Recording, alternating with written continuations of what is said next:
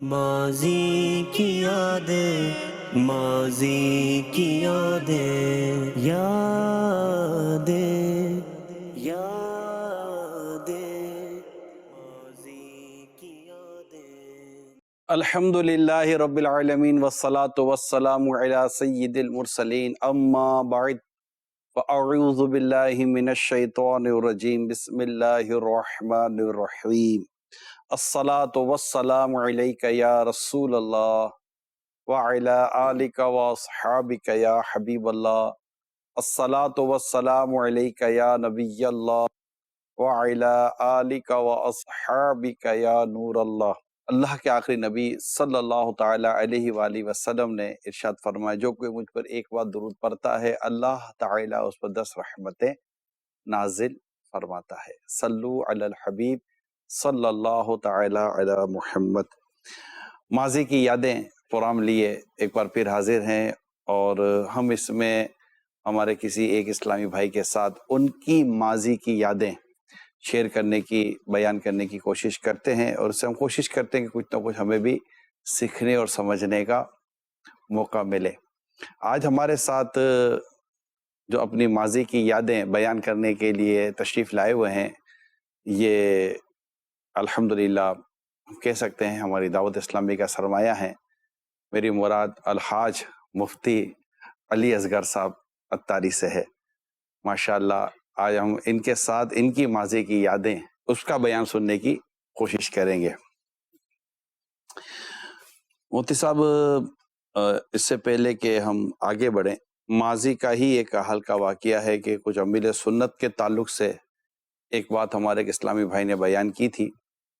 وہ بات کیا تھی؟ تو اس کا ایک وضاحتی آڈیو بیان امیر اہل سنت کی طرف سے آیا ہے۔ چونکہ اسی پروگرام میں وہ بات بیان ہوئی تھی، تو امیر سنت نے اسی پروگرام میں اس کے تعلق سے ایک وضاحتی وائس نوٹ ہمیں بھیجا ہے، اور وہ اس میں کیا ہے اس وضاحتی بیان میں، پہلے ہم اس کو سن لیتے ہیں، اس کی وضاحت ہو جاتی ہے، اس کے بعد انشاءاللہ مفتی صاحب کی ماضی کی یادیں سننے کی طرف بڑھتے ہیں۔ آئیے سنتے ہیں امیر سنت نے کیا وضاحتی بیان دیا ہے۔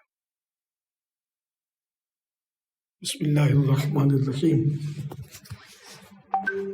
پچھلے جمعے یا اس سے پچھلے جمعے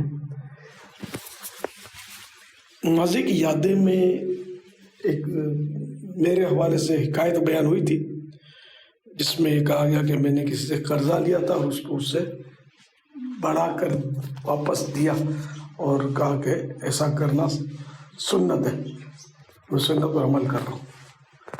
تو واقعی ایسا مجھے بھی یاد پڑتا ہے، ہوا تو ہے کہ میں سنت کہتا تھا، سمجھتا تھا، لیکن بعد میں تحقیق کرنے پر پتہ چلا کہ میری غلط فہمی تھی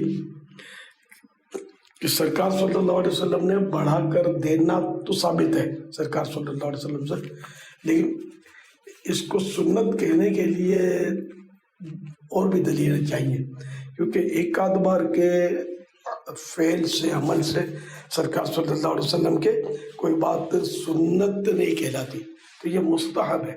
اب پھر اس میں بھی شرائط ہے، مثلا یہ کہ اگر پہلے سے طے ہے کہ زیادہ دوں گا اور زیادہ لوں گا، یا انڈرسٹوڈ ہے کہ زیادہ لینا اور زیادہ دینا ہے، تو تب تو یہ سود ہو گیا۔ تو وہ تو بالکل یعنی انڈرسٹوڈ بھی نہ ہو، نہ اس پر کوئی یعنی کہ معمول ہو اس کا کہ وہ دینے پر وہ زیادہ لینا ہی ہے، ملنا ہی ہے، تو یہ سود کی صورت نہ ہو۔ تو اس میں یہ کہ جیسے کہ جو رقم لی تھی، 1000 روپے لیے تھے، تو 1000 روپے دے دے، اور اب اوپر الگ سے کہ یہ 10 روپے اور بھی میں پیش کرتا ہوں، تو یوں زیادہ دینا جو ہے یہ مستحب ہے، ثواب کا کام ہے۔ تو میں نے کہا اس بات کا، اس مسئلے کا جو غلطی ہوئی تھی، اس کا ازالہ کر دوں۔ صلو علی الحبیب صلی اللہ علی محمد۔ صلی اللہ علیہ محمد۔ ماشاءاللہ۔ تو یہ ہو گئی امیر سنت کی ایک کا وضاحتی ایک بیان۔ مفتی صاحب آپ کی طرف بڑھتے ہیں۔ آپ کا تعلق جڈو، جی، یہ پاکستان صوبہ سندھ کا ایک، یہ کیا کہلائے گا، گاؤں کہلائے گا، کوئی شہر ہے، کوئی قصبہ ہے؟ ہمارے ناظرین کو آپ کیا بتائیں گے؟ الحمدللہ رب العالمین، والصلاة والسلام على سید الانبیاء والمرسلین اما بعد فاعوذ باللہ من الشیطان الرجیم بسم اللہ الرحمن الرحیم۔ میرے والد اور والدہ دونوں ہی قیام پاکستان کے وقت ہند سے ہجرت کر آئے تھے۔ اچھا، راجپوت فیملی سے تعلق ہے، راؤ برادری بڑی فیملی ہے پنجاب میں، بہت بڑی تعداد میں۔ پھر مختلف جگہوں پہ گورنمنٹ نے پھیلایا جو بھی ایک فارمولا ہوگا، تو والد صاحب کی فیملی کو جو ہے وہ ٹرین میں بٹھا کے آخری سٹاپ پہ چھوڑ دیا۔ بالکل تھر سے کوئی 15 کلومیٹر پہلے، اس 15 کلومیٹر کے بعد تھر شروع ہو جاتا ہے۔ پھر تو پہلے تو پاکستان کا سب سے بڑا ضلع میرپور خاص تھا، پھر اس کے 2 حصے ہوئے، میرپور خاص الگ ہوا، تھر الگ ہوا، اب سنا 3 ہونے جا رہے ہیں۔ تو ڈسٹرکٹ میرپور خاص کا شہر ہے چٹو، آج کل تحصیل ہے، تو ایک مناسب سا شہر ہے۔ مناسب شہر ہے، بالکل گاؤں والا بھی انداز نہیں اور ایک بڑے شہر والا بھی جی انداز نہیں ہے۔ تو وہاں آپ کی ولادت بھی جی وہی ہوئی۔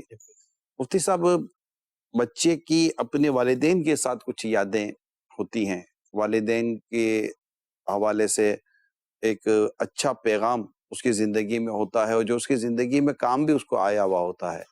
تو ایسی کو والدین کے تعلق سے، کہ والدین تو چلے وہاں سے ہوتے ہوتے اب جڈو میں آئے، پھر سیٹل بھی ہو گئے، جی تو والدین کے تعلق سے کوئی ایسی بات آپ کے پیش نظر ہو جو آپ ہمیں بیان کرنا چاہتے ہو، تاکہ یہ بات اگر ہمارے ناظرین تک پہنچے تو ان کو بھی لگے کہ اگر ہم بھی اس طرح کا کوئی عمل کریں تو ہمارے بچوں کے لیے مفید ثابت ہو سکتا ہے۔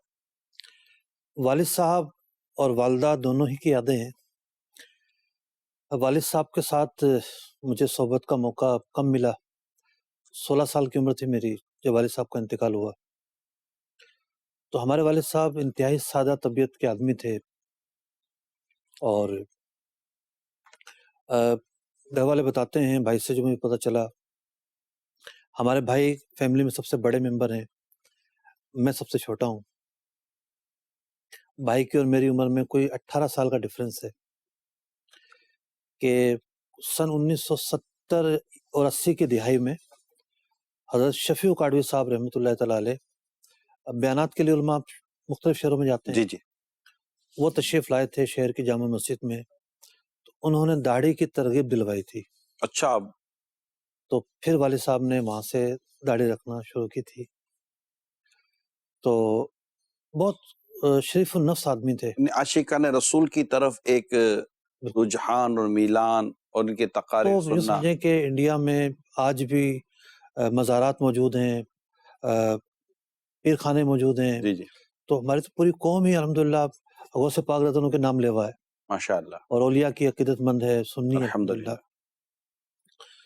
تو کبھی ایسا بھی ہوتا کہ باہر سے کوئی شکایت آتی ہوتا ہے، بچوں میں نوک جھونک بھی ہو جاتی ہے، تو مجھے نہیں یاد کہ والد صاحب نے کبھی میری حمایت کی ہو، مجھے ہمیشہ سمجھایا تمہاری شکایت نہیں آنی چاہیے، یعنی غلطی پر پذیرائی نہیں کی، بالکل اصلاح فرمائی ہے۔ اصلاح فرماتے تھے۔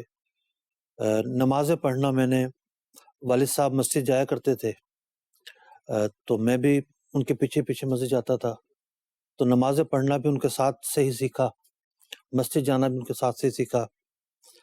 آخری عمر تک جو ہے وہ مسجد میں جاتے رہے، ضعیف ہو گئے تھے آخری عمر میں، بینائی بھی بہت زیادہ کمزور ہو گئی تھی، اور بالکل انتقال سے 1 ماہ پہلے تو بینائی بالکل ہی ختم ہو گئی تھی۔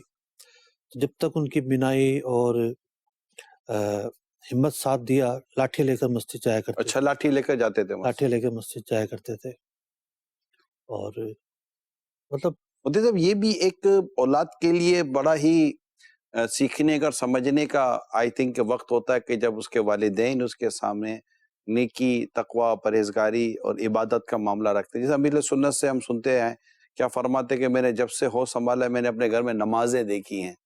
تو جب بچہ اپنے گھر میں نمازیں اور اس طرح عاشقان رسول کی عقیدت و محبت کے انداز دیکھتا ہے، تو اس سے اس کی اپنی پرورش اور اس کی اپنی سوچ پر ایک گہرا اثر پڑتا ہے۔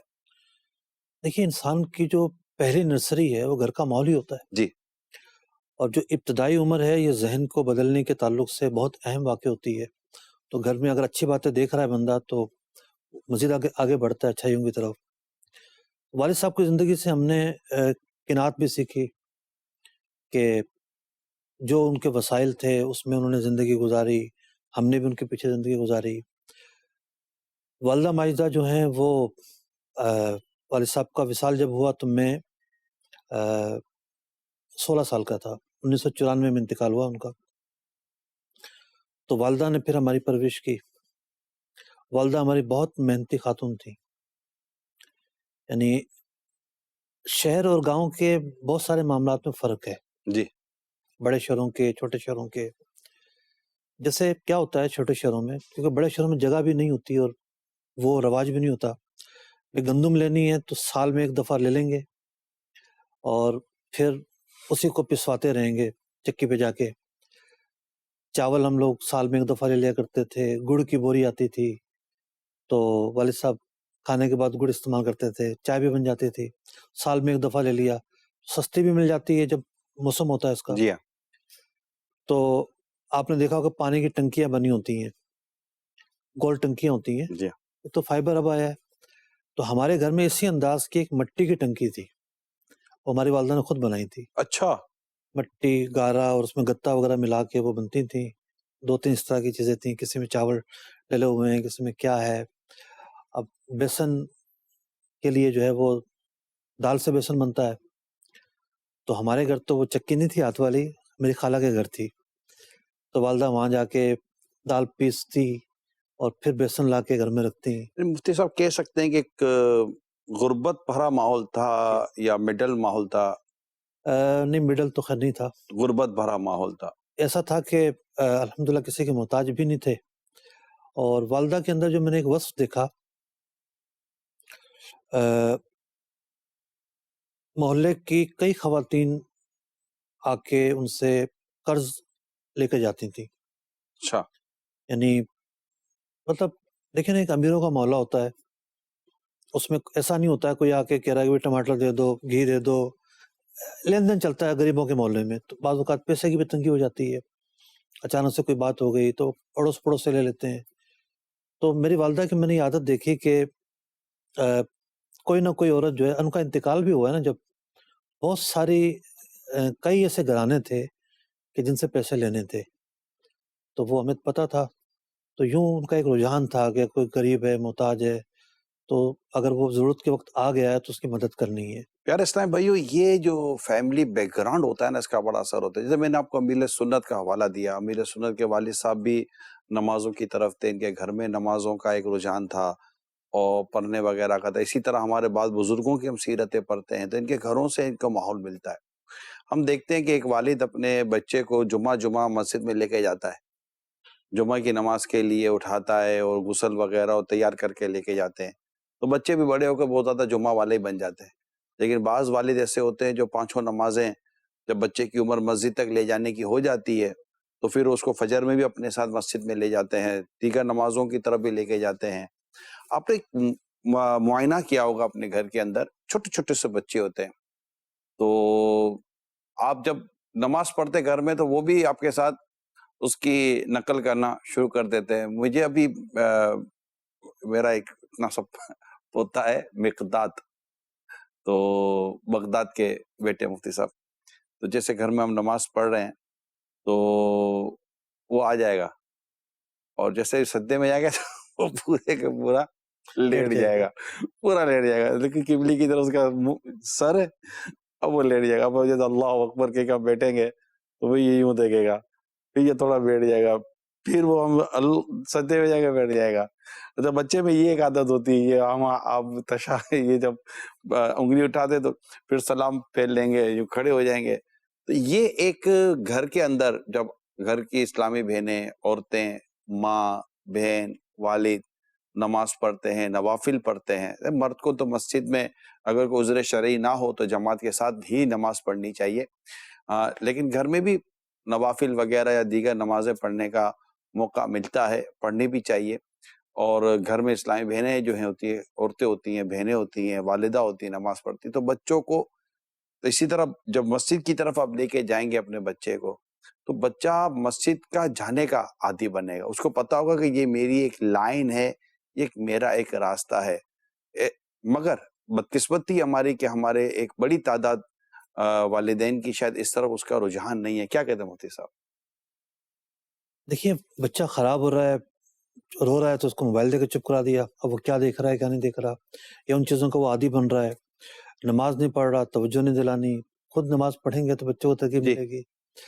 تو بچوں کی تربیت، یا بچے اگر بگڑتے ہیں خراب ہوتے ہیں تو والدین کا اس میں بہت بڑا ہاتھ ہوتا ہے. غفلت ہوتی ہے یعنی ان کی. بعض اوقات ٹھیک ہے والدین ہر طرح سے سمجھا رہے ہیں، جس کا جو نصیب، لیکن بہت سارے کیسوں میں والدین کا حصہ ہوتا ہے اس میں. میں ایک جگہ مفتی صاحب حاضر تھا، بیان کا سلسلہ تھا، تو وہاں پہ بیان کے بعد کچھ سوال جواب کا بھی معاملہ ہوا. تو ایک والد صاحب میں اگر سمجھ پایا ہوں تو وہ ذرا بچوں کے تعلق سے ڈسکس کر رہے تھے. اب اپنے بچوں کے تعلق سے کسی اور کے بچوں کے تعلق سے بھی کہ ہم مطلب کہ بچوں کو اگر ہم قناعت کا یا اس طرح کا، جیسا آپ نے کہا ماشاءاللہ کہ پرورش اور ایک اندازی آپ نے قناعت اور ایک اس کیفیت کے اندر آپ نے اپنے گھر کو چلتے ہوئے دیکھا ہے، تو ظاہر ہے آپ کے بچوں پر بھی آپ اس کا ایک اثر چھوڑنے کی کوشش کریں گے، بات بیان کریں گے کہ آپ کے دادا یوں کرتے تھے، آپ کی دادی یوں کرتی تھی، ہمارا شروع کا ماحول ایسا ہوا کرتا تھا. تو وہ والد صاحب بھی کہہ رہے تھے بچوں کو پھر سمجھاؤ تو بچے ہم سے زیادہ آرگومنٹ کرتے ہیں، بچے ہم سے بحث کرتے ہیں کہ یوں نہیں. تو پھر اس کی ایک وجہ شاید یہ بھی بنتی ہے کہ ہم نے ایک تو اپنے بچوں کے لیے ایک ماحول ایسا پرووائڈ کیا ہوا ہے تعلیمی ادارے کے نام پر یا ان کی فیملی سرکل کے نام پر، کہ وہاں سے وہ چیز سیکھ کر آتے ہیں کہ والد صاحب کی باتیں ان کی سمجھ میں نہیں آتی ہی نہیں ہے. لیکن اگر والد صاحب بچے کی تربیت اپنے ساتھ رکھتے ہیں اور زیادہ سے زیادہ ان کو اپنا ماحول، اپنی صحبت دینے کی اگر کوشش کرتے ہیں تو پھر بچہ والد صاحب کے ساتھ ایڈجسٹ ہو جاتا ہے. کیا کہتے ہیں آپ؟ بچہ بعض اوقات دوہری زندگی دیکھ رہا ہوتا ہے. ہم بھی بعض اوقات ایسی صورتیں دیکھتے تھے. اب بچی مدرسے میں جاتی ہیں، اللہ نے چاہتے حفظ کریں گی، انشاءاللہ. تو پتہ چلا کہ جی مطلب مجھے اچھی لگی بات. ہمارے یعنی بچوں کی والدہ کو اچھی نہیں لگ رہی تھی، لیکن مجھے بڑی اچھی لگی. جیسے وقفہ ہوا تو ان کی استادنی نے کیا طریقہ اپنایا ہے کہ جو بچے کوئی چیز لائیں ساتھ میں وہ ایک الگ جگہ پہ جا کے کھائیں، تاکہ وہ جو بچے غریب گھروں سے آئے بیچارے، ان کے پاس جیب خرچ نہیں ہے، چیز کھانے کے پیسے نہیں ہیں، تو ان کی جو ہے نا وہ توجہ اس طرف نہ جائے. تو بعض اوقات کیا ہوتا ہے کہ ایک گھر کا ماحول اور ایک باہر کا ماحول، بچے کے اندر ایک کشمکش چل رہی ہوتی ہے. جی والدین اگر کمپنی نہ دیں اور ان کا ذہن نہ سمجھیں، ذہن نہ پڑھیں، تو پھر وہ بچہ والدین کو کراس کرنا شروع کر دیتا ہے. وہ کہتا ہے والدین کو چھوڑو، ابھی آپ کی سمجھ میں خود نہیں چلنا آ رہا، آپ کو خود چلنا کچھ ہے. نہیں پتا، باہر یوں ہو رہا ہے، باہر بچے یوں کا ہو رہا ہے. ذہن پڑھنا ضروری ہے، اس کے احساسات کیا چل رہے ہیں آج کل، یہ بہت ضروری ہے. مفتی صاحب آگے بڑھتے ہیں. یہ تو کچھ بچپن کی یادیں ہو گئیں، باتیں ہو گئیں، ماشاءاللہ والدین کا تذکرہ ہو گیا. اللہ والدین کو گھر کی رحمت کرے اور ان کی مغفرت بھی کرے اور ان کے درجے بلند فرمائے. جن کے والدین حیات ہیں اللہ ان کو سلامتی عطا فرمائے، ان کا سایہ دراز کرے. دعوت اسلامی کا دینی ماحول یہ کیسے آپ کو جڈو میں ملا، کراچی میں ملا، یا اس کا کوئی بیک گراؤنڈ؟ مسجد میں نماز پڑھنے جاتے تھے جڈو میں، تو ایک اسلام بھی کبھی کبھار آیا کرتے درس دینے. اچھا. دور سے آتے تھے وہ، تو آتے تھے تو ہم بھی بیٹھ جاتے تھے، درس سن لیتے تھے. تو درس کے ذریعے دعوت اسلامی سے متعارف ہونا یہ پہلا مرحلہ ہے، درس آپ کا وہ انٹری گیٹ بنا. انٹری گیٹ بنا. صحیح. اب ان اسلامی بھائی کی انفرادی کوشش دوسرا مرحلہ ہے. ماشاءاللہ. تو انہوں نے ایک دن کہا کہ میں دور سے آتا ہوں اور کسی دن نہ آ پاؤں تو درس بھی نہیں ہوتا، تو آپ لوگ تھوڑا سا سیکھ لیں درس کیسے دیتے ہیں. لکھنا پڑھنا تو آتا ہی تھا، لیکن وہ شروع میں جو پڑھتے الحمدللہ رب العالمین، انہوں نے جو ہے وہ ہمیں بٹھا کے سکھانا شروع کیا، 5 منٹ 10 منٹ. تو 2 سے 3 دن میں یہ کلمات سیکھے ہوں گے ہم، ابتدائی جو آغاز ہے. درود السلام کے سیکھے، جی جی. یہ چیزیں اللہ تعالیٰ نے جزائے خیر عطا فرمائے. آمین آمین. قاری احمد رضا. تو اب چوتھے دن وہ آئے ہی نہیں، اچھا. اتفاق ہو گیا. اب ہم ایک دوسرے کے منہ کی طرف دیکھیں، جو بھی درس میں شریک ہوتے تھے کہ وہ تو آئے ہی نہیں آج. اب کتاب بھی نہیں فضان سنت وہ ساتھ لے کر آتے تھے، کیا کریں. چند دن پہلے انہوں نے بیان کیا تھا، یعنی مسجد میں درس ہوتا تھا اور ایک ہفتہ وار بیان ہوتا تھا، نیکی کی دعوت جس دن ہوتی تھی پھر اس دن بیان ہوتا تھا. تو اس میں درود پاک کا ایک واقعہ بیان کر کے انہوں نے پھر آگے بیان کیا تھا. تو وہ واقعہ چونکہ سنا تھا پچھلے ہفتے ہی، تو پھر میں نے زبانی ہی وہ واقعہ بیان کر دیا درود پاک کا، اور جو ایک انداز تھا ابتدا کا وہ اس انداز پہ درس دیا اور اس کے بعد دعا کی اور اختتام ہو گیا. تو یہ یوں سمجھیں کہ یہ آپ کی ابتدا ہے. پھر ان کی انفرادی کوشش رہی اجتماع کی طرف دعوت دینا، مدرسہ بالغان کی دعوت دینا، مدرسہ بالغان میں جاتے رہے کچھ. مدرسۃ المدینہ جو بڑوں کا ہے. جی، مدرسۃ المدینہ بالغان ہمارے گھر سے اگرچہ کافی دور تھا.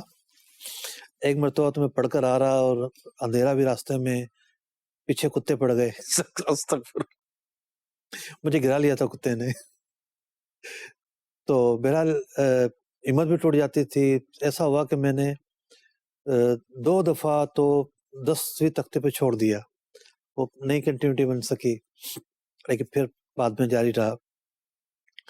تو پھر اتفاق ایسا ہوا کہ امیر اہل سنت 1992 ہی کا یہ سارا منظر میں بیان کر رہا ہوں. تو امیر اہل سنت جو ہیں وہ میرپور خاص میں تشریف لا رہے تھے. آپ کے گھر سے کتنا دور ہے؟ تقریباً 70 کلومیٹر ہے. 70 کلومیٹر. جی، بیچ میں 3-4 شہر اور آتے ہیں. ٹھیک. تو بڑی جناب اس کی دھوم تھی، تیاری تھی، اور ہم نے جڈو سے 5 بسیں نکالی ہوں گی، مجھے یاد ہے. 5 بسیں بھر کے ہم پہنچے. تو میرپور خاص کا تو منظر ہی ہمیں کچھ اور نظر آیا. مطلب کئی کلومیٹر دور تک لائٹنگ اور لوگ جا رہے ہیں، بہت سارے شہروں سے لوگ آئے تھے. بیت میں وہیں ہوا میرپور خاص کے اجتماع میں. ماشاءاللہ.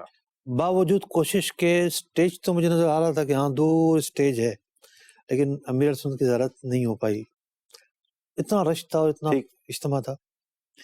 تو یوں پھر ہفتہ وار اجتماع میں اور پھر مسجد میں درس مستقل طور پہ شروع کر دیا. یوں دعوت اسلامی میں آنے کا سلسلہ ہوا. وہ جو درس جو آپ نے ابتداً دیا وہ درس تو نہیں تھا، بیان ہی تھا ایک طرح سے، ہمارے اسلامی بھائی نہیں پہنچ سکے، تو وہ آخری تھا. اس کے بعد آپ اس مسجد کے اندر کنٹینیو کرتے رہے؟ اس مسجد میں کافی عرصہ درس کا سلسلہ جاری رہا. پھر کچھ ایسے حالات ہوئے کہ کچھ مشکلات ہوئیں، تو اس کے بجائے کہ درس بند ہوتا تو ہم نے ترکیب یہ سوچی کہ میں گھر سے ایک موٹی چادر لے جاتا تھا. آپ؟ جی. تو 3 سال تک میں نے مسجد کے باہر چادر بچھا کر درس دیا. 3 سال تک؟ 3 سال تک مسجد کے باہر درس دیا آپ؟ جی الحمدللہ رب العالمین. ماشاءاللہ. تو یہاں بھی درس دیتا تھا، پھر ایک اور مسجد تھی وہاں بھی درس دیا کرتا تھا. تو پوری فیضان سنت جو ہے میں نے درس میں بیان کی ہوئی تھی، باب المدینہ آنے سے پہلے. تو پھر وہ اجتماعات میں بھی ایک آدھ دفعہ بیان کرنے کا موقع ملا. تو یوں کیونکہ اسکول بھی چل رہا تھا، اسکول سے آنے کے بعد میں کچھ کام کاج بھی کرتا تھا. اچھا. اپنا جیب خرچ کرنے کے لیے، پڑھائی کے اخراجات کے لیے. والد صاحب تو انتقال کر گئے تھے؟ جی والد صاحب بھی انتقال کر گئے تھے.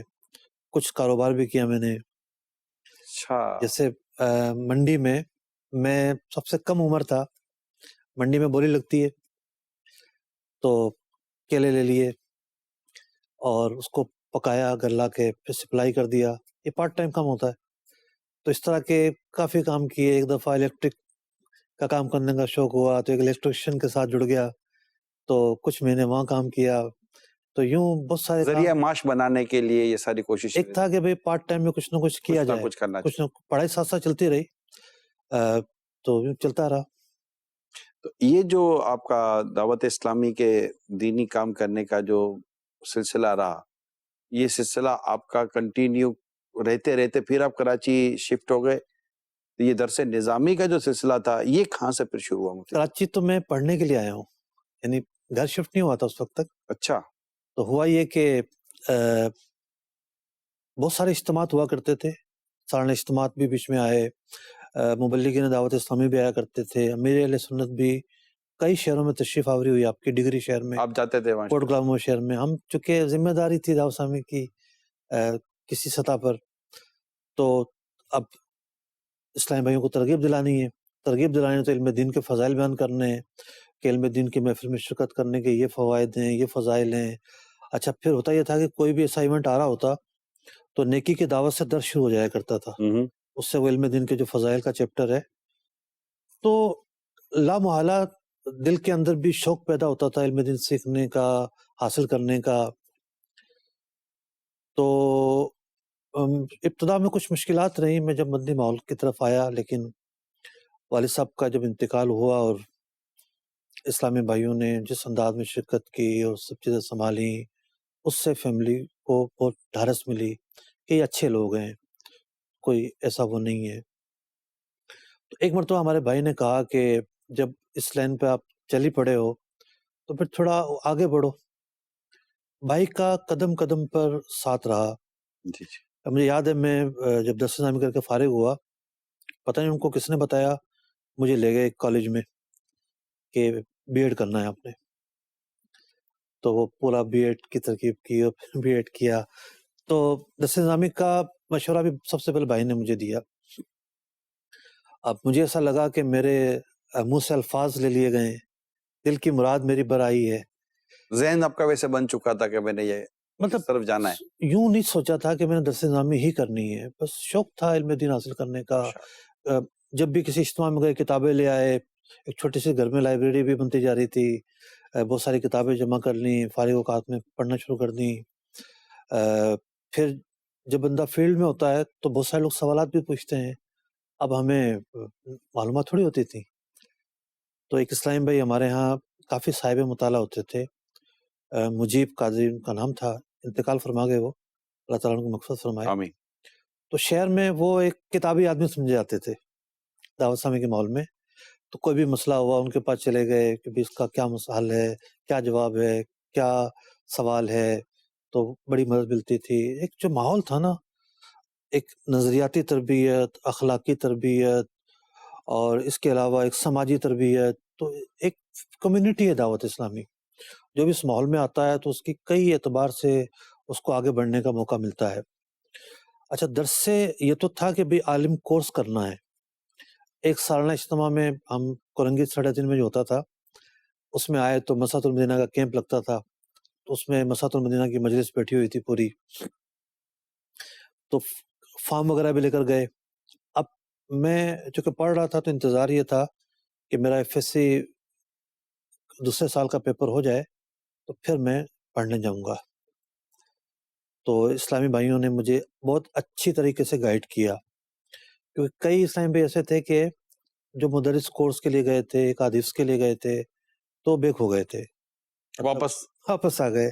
گھر سے نکل کے رہنا، پھر ایک اجنبی ماحول، قوانین، سونا جاگنا، سب چیز کمپرومائز کرنی پڑتی ہیں۔ تو مجھے سمجھایا بھی اس طرح کی تکلیفیں آئیں گی، پریشانی آئے گی، مت رکھنا ہے۔ بڑا اچھا بہت سارے اسلام بھائیوں نے، خاص طور پہ جو واپس آ چکے تھے انہوں نے زیادہ، کہ یہ چیزیں آئیں گی اس طرح کی، تو وہ میرے لیے بہت مفید بھی ثابت ہوئی۔ تو یہ تو تھا کہ عالم کورس کرنا ہے۔ درس نظامی کا تو نام ہی نہیں سنا تھا، لفظ درس نظامی کا۔ ایک قافلہ آیا کرتا تھا ہمارے یہاں، چونکہ علاقے تقسیم ہوتے تھے باول کے، بھی فلاں علاقے کے اسلامی فلاں جگہ جائیں گے۔ لیاقت آباد ایف سی ایریا کے اسلامی بھائی قافلے میں آیا کرتے تھے۔ تو مجھے یاد سید عارف باپو اس زمانے میں لیاقت آباد کے ذمہ دار تھے، آج کل ملیر میں ہوتے ہیں۔ حاجی غلام نبی صاحب احتساب ہوا کرتا تھا اس زمانے میں، تو یہ احتساب کے لیے پینل ہوتا تھا، آیا کرتے تھے۔ تو بیان کرنا بھی میں نے جو ہے وہ قافلے والوں سے سیکھا۔ جو مدنی قافلہ آتا تھا، کبھی وہ آتا تھا تو وہ ایک بعض مبلغ آ کے بڑے جوش کے ساتھ، بڑی بھرپور تیاری کے ساتھ بیان کرتے تھے۔ تو ابتدا میں بھی شعلہ بیان مقرر تھا، وقت کے ساتھ ساتھ بالکل ہی چینج ہو گیا انداز۔ تو ان میں سے ایک قافلے والے آئے تو سبز مارکیٹ میں وہ پڑھتے تھے، درس نظامی شروع ہو چکا تھا، شو مارکیٹ کراچی۔ جی شو مارکیٹ۔ تو انہوں نے پھر صرف نو کے نام وہاں سے سنے ان سے، درس نظامی کا لفظ بھی وہاں سے سنا۔ اور پھر ایک دن جو ہے وہ جون کا مہینہ تھا، مجھے یاد ہے، ہمیں کراچی 5:30 بجے گاڑی چلتی تھی، تو صبح کے وقت میں جو ڈائریکٹ آیا کرتی تھی۔ تو اب ہم نے طے یہ کیا کہ ہمارے نگران ہوا کرتے تھے عبداللطیف بھائی، ماشاءاللہ بہت مخلص اسلامی بھائی تھے، بہت ابھی بھی حیات ہیں. تو اگر وہ صرف لکھ کے بھی دیتے کہ ہاں بھئی یہ ہمارے شہر سے ہیں، ان کا داخلہ کر لیا جائے، داخلہ ہو جاتا. لیکن جذبہ ان کا اتنا تھا کہ کوئی بھی بچہ وہاں سے آیا ہے حفظ کے لیے، درس نظامی کے لیے، خود آتے، چھوڑ کے جاتے، حال احوال پوچھتے بعد میں. تو اب انہوں نے بھی ساتھ جانا تھا، تو طے یہ کیا کہ ہم ایک مقام پہ مدرسہ تھا، وہاں آ کے رات کو سو جائیں اور صبح صبح چلے جائیں گے. تو یہ سمجھیں کہ بارش ہو رہی تھی جون کے مہینے میں، میری والدہ کی بھی آنکھیں نم ہیں، میری بھی آنکھیں نم ہیں. اور بس شاید یہ پہلا موقع تھا کہ میری آنکھیں اس گھر سے نکلنے کے لیے نم تھی. تو اس کے بعد تو پھر سفر رکا نہیں. یہ مطلب وہاں سے درس سے پھر نیکی کی دعوت کا مزید سلسلہ، اجتماعات میں شرکت، امیر سنت کا میرپور خاص آنا، اور میرپور خاص آ کر مفتی صاحب کا امیر سنت سے بیعت ہو جانا، اور بیعت ہو جانے کے بعد پھر یہ سلسلہ چلتا رہا. ہمیں اگر اس پر آپ تھوڑا ناظرین غور کریں کہ الحمدللہ ایک سبب جو بنا، والد صاحب نے مسجد کا راستہ بتا ہی دیا تھا، پھر نماز میں درس جو دعوت اسلامی کے ایک بہت بنیادی دینی کام ہے، 12 دینی کاموں میں سے ایک درس فیضان سنت کا ہوتا ہے. تو یہ درس کی برکت اور یہ درس میں ان کی دلچسپی، پھر درس دینے والے کی انفرادی کوشش، یہ بہت بیس بنی. میں ان کے واقعہ سنتے مجھے بھی یہ یاد آئے گا، جب میں بخاری مسجد کھارا در کراچی میں جا کر میں نے، وہ رمضان المبارک کا مہینہ تھا، تو میں اسی طرح دور سے بیٹھ کر درس سنتا تھا. تو درس دینے کے بعد جو درس دینے والے ہوتے تھے یہ آ کر ہم پر انفرادی کوشش کرتے تھے اور کچھ تھوڑا سا وقت ہمیں دیتے تھے. بڑی خوبصورت اور دلچسپ باتیں کیا کرتے تھے، دعوت اسلامی کی طرف، نیکی کی باتوں کی طرف ہماری توجہ لایا کرتے تھے. یہ بڑا امپورٹنٹ میسج ہے جو دعوت اسلامی کا دینی کام کرتے ہیں، کہ وقت اس طرح بھی دینا چاہیے. اور پھر یہ بڑھتے بڑھتے آپ کے سامنے ہے بڑے بھائی کی مدد، اعانت، اور پھر آنا، سفر، ذمہ داران کی شفقت، ذمہ داران کی محبت، اور پھر امی جان کی قربانیاں. ظاہر والد صاحب کا انتقال ہو جانا. ہمارے بھائی بھی یہیں ہوتے تھے، کراچی میں ہوتے. دیکھیں اب بڑے بھائی بھی کراچی میں، اور اب مفتی علی اصغر صاحب بھی کراچی کا سفر کر رہے ہیں، اور امی جان اکیلی. اور تو یہ ایک امی جان کی بھی ہمت، طاقت، سیکریفائس. یہ غوث پاک کی امی جان کا فیضان بولیں کہ غوث پاک رحمت اللہ تعالیٰ علیہ نے بھی 18 سال کی عمر میں بغداد کا سفر کیا تھا، اور امی جان نے دعاؤں سے نوازا تھا. تو یہ کئی ایسی والدہ ہیں جنہیں غوث پاک رحمت اللہ تعالیٰ علیہ کی امی جان کا فیضان نصیب ہو جاتا ہے، اور وہ اپنے بچوں کو راہ خدا میں بھیجنے پر نہ صرف تیار اور آمادہ ہو جاتی ہیں، بلکہ پیچھے سیکریفائز اور کمپرومائز بھی سلسلہ ان کا رہتا ہے. یہ ایک الحمدللہ ایک سلسلہ ہمارے فیملیز کے لیے، ہمارے گھر بار کے لیے، کہ ہم اپنے گھر بچوں کو اس طرح کچھ آگے کی طرف بڑھائیں، نیکی کی دعوت کی طرف بڑھائیں. اور ظاہر پیچھے کچھ قربانیاں گھر میں فیملی کو دینی ہوتی ہے، لیکن پھر آگے جا کے دیکھیں رزلٹ کیسے نکلتا ہے. لوگ اپنے بچوں کو ڈاکٹر، انجینئر، پتہ نہیں کیا کیا بناتے ہیں، اس کے پیچھے بھی ان کے کمپرومائز ہوتے ہیں، قربانیاں ہوتی ہیں. بلکہ وہاں تو زیادہ پرابلم ہوتے ہیں کہ بھائی وہ تعلیم کے لیے جتنی اسکول کالج کی فیسیں ہوتی ہیں، کتابوں کے خرچے ہوتے ہیں، بہت سارے اینول فیسز ہوتی ہیں وغیرہ وغیرہ، وہ تو پھر والدین بھی مقروض ہو جاتے ہیں. لیکن یہ دین کا جو کام ہے، دین کا جو معاملہ ہے، علم دین کا جو معاملہ ہے، اس میں آپ کی نیت اور آپ کا جذبہ بہت میٹر کرتا ہے. اس میں ایکسپینس اتنا نہیں ہے، مگر ثواب کی تو بات ہی نہیں کہ اتنا اس میں ثواب ہے. تو یار ماشاءاللہ یہ بہت اچھا سلسلہ. مفتی صاحب پڑھائی کا اور درس نظامی کا اور آگے کا معاملہ ماشاءاللہ بھی ہماری گفتگو جاری ہے. یہ بتائیے کہ جڈو سے چلے آپ کراچی تو آ گئے پڑھنے کے لیے، لیکن کیا پاکستان سے باہر بھی کہیں گئے ہیں آپ؟ پاکستان کے باہر سب سے پہلے تو مدینہ منورہ کی حاضری نصیب ہوئی، ماشاءاللہ. حرمین طیبین کی. درس نظامی جب میری مکمل ہونے والی تھی، 1 مہینہ رہ گیا تھا، تو مجھے مدینہ منورہ جانے کی سعادت نصیب ہوئی. ماشاءاللہ. اور میرے لیے تو میں نے سوچا کہ شاید یہ انعام ہے، یعنی بس میں آیا ہوں تو دستار بندی تھی شوال میں. پہلی حاضری تو ویسے ہی جذباتی ہوتی ہے، پہلی حاضری ہوتی ہے، اور پھر دورہ حدیث کیا ہے. اور مفتی منظور احمد فیضی صاحب رحمۃ اللہ تعالی علیہ، انہوں نے ہمیں بخاری شریف پڑھائی ماشاءاللہ. گلستان جور بڑے گلستان جوہر میں. کے جامع المدینہ. بہت بڑے عاشق رسول تھے. بے شک. قصیدہ بردہ سے کلاس کی ابتدا ہوتی تھی، تو قصیدہ بردہ میں ہی بعض اوقات ان کی آنکھوں میں آنسو داڑھی بھر جایا کرتی تھی، اور گاہے بگاہے کلاس کے اندر آنسوؤں سے چہرہ تر، یہ ان کی کیفیت ہوا کرتی تھی. تو مطلب تازہ تازہ جس دوران بندہ حدیث پڑھ رہا ہو، حدیث میں بہت روحانیت ہے. جی. حدیث پڑھ رہا ہو تو ویسے ہی جو نا وہ، یعنی حدیث کیا ہے؟ پیارے آقا علیہ السلام کی یاد ہے، تو وہ یاد بھی تازہ تازہ. اور مدینہ منورہ کی حاضری، پھر وہاں پر جامعۃ المدینہ ہی سے 4-5 درجے پڑھے تھے ایک صاحب نے، تو پتہ چلا کہ مکہ مکرمہ میں تو وہ ان سے ملاقات ہو گئی ہماری. اچھا، میں یہ تھا کہ دوران طالب علم میں بھی اساتذہ نہیں آئے تو مجھے پچھلے کلاسوں کو پڑھانے کے لیے بھیج دیا جاتا تھا. تقریباً اس وقت جتنی بھی کلاسیں لگتی تھی دوران طالب علم میں تقریباً سب کو جا کے پڑھاتا تھا. اچھا. تو وہ استاد صاحب کہیں، حالانکہ میں تو فارغ بھی نہیں ہوا تھا. تو مکہ مکرمہ میں بہت سارے ہم عرب شیوخ کے پاس حاضر ہوئے، جس میں سر فہرست حضرت محمد مالکی علوی رحمۃ اللہ تعالی علیہ، ان کی خدمت میں حاضر تھی. محفل میلاد جاری تھی ان کے مدرسے کے اندر، بڑی روحانیت تھی. سند حدیث انہوں نے ہمیں عطا فرمائی. پھر مدینہ منورہ میں ہمارے انیس یمنی، یہ یمن پڑھنے گئے ہوئے تھے. جی جی. تو یہ یمن سے مدینہ منورہ کی حاضری کے لیے آئے تھے.